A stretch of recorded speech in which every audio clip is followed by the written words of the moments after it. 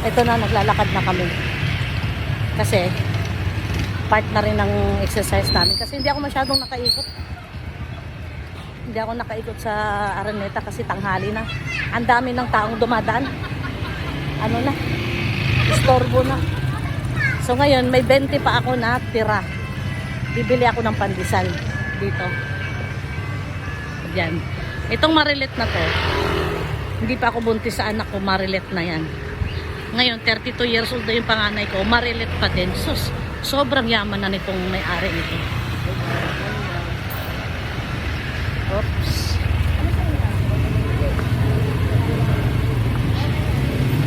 Oops. Yan.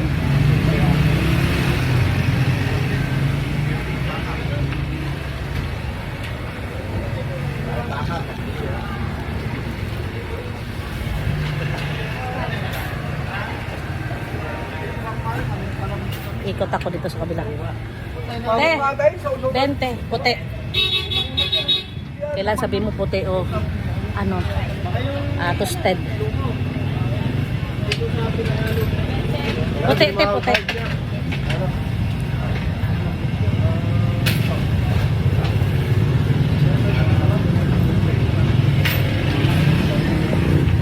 Bago lang. Pati mga tindera dito tumanda na. Mabait ang mga may-ari nito.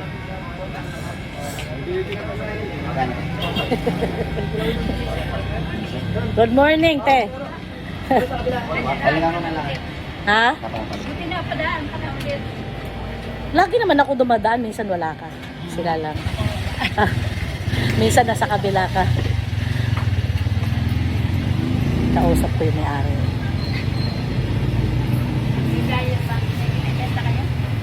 Bibili kayo? Marami, ang daming property na ano.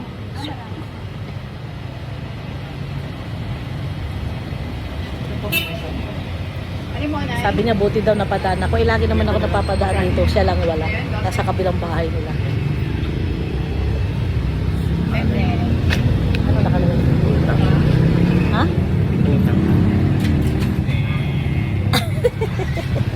Magpapalista rin ako dito. Thank you.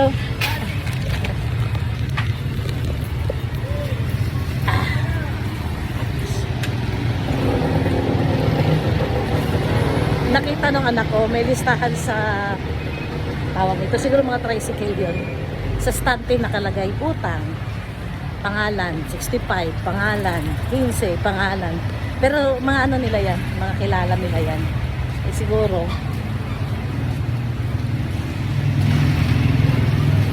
maliit kasi na halaga, kaya madaling nakakalimutan o na, hindi napapansin. 15, 10, 20, 65 nakalagay doon. Eh siguro, kaya nilagay doon ng may-ari, ng kaibigan ko, para pag bumibili sila, makikita nila, maalala nila, ay, oo nga pala, may kulang ako 15, may kulang ako 10. Tapos biniro ko yung kaibigan ko may-ari. Sabi ko, te, gusto ko rin magpalista dyan. Tawa siya ng tawa. So, ito na. Umpisa na ang aming paglalakad ni Jason. Kanya-kanya kami bitbit.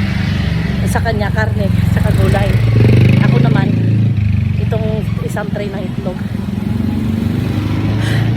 So, ito. Umaraw na. Tamang-tama lang uwi namin pagsikat ng araw. So, see you guys pagdating ko sa bahay. Bye!